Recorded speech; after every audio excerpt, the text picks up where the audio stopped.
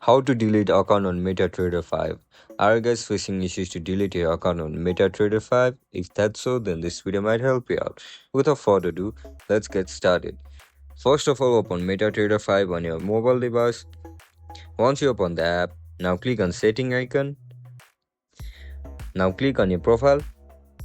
Tap on your name. You can see multiple options over here. Just look at the last option, delete account. You are looking to delete your account, right? Click on delete your account. Now again tap on delete. And that's it guys. That's how we're gonna delete account on MetaTrader 5. If you guys found this video helpful, don't forget to like, share and subscribe to our channel. See you in the next one. Bye bye.